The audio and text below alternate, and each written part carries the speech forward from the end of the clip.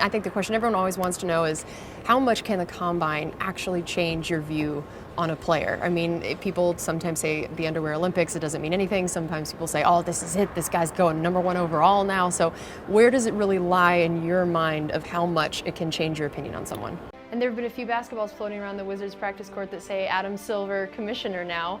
What was that like to see for the first time, and is there a moment you think where you will finally realize that you are commissioner, or has that already started with seeing things like those basketballs? That's no doubt the strangest part about taking this job over seeing my name on the ball, especially because I was never all that good. I'm thinking like, why is my name on the ball? It should say Michael Jordan on the ball or something like that. What does that look like? Look at that freeze frame.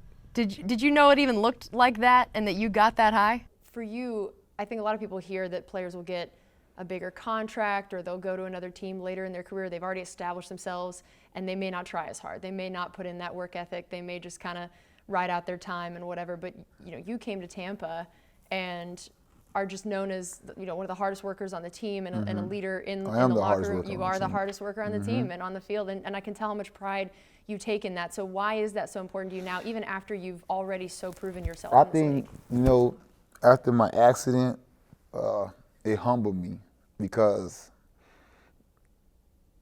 I hate talking about my accident because I get emotional, but that right there made me understand the true meaning of life. I could have died in that situation. That pain and suffering that I did within those months, it was totally different. That's why I'm capable of playing with injuries. What does it feel like to come back here, throw to some receivers, first of all, in Rams jerseys? How did that feel?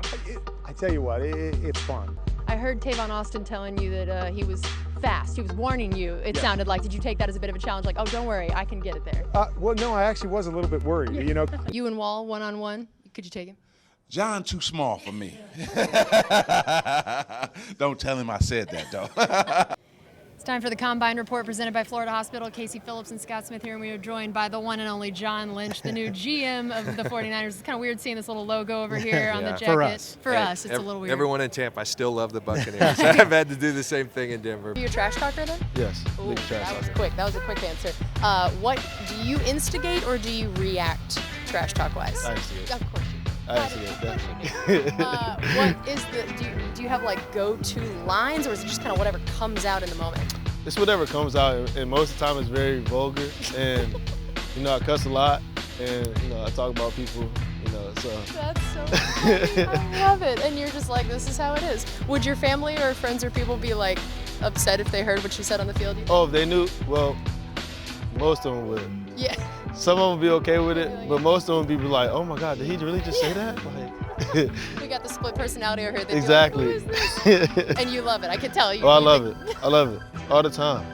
If I'm not talking trash, something's wrong with me. When you were brought in, everybody said that one of the biggest reasons was because of your veteran presence and what kind of a leader you can be.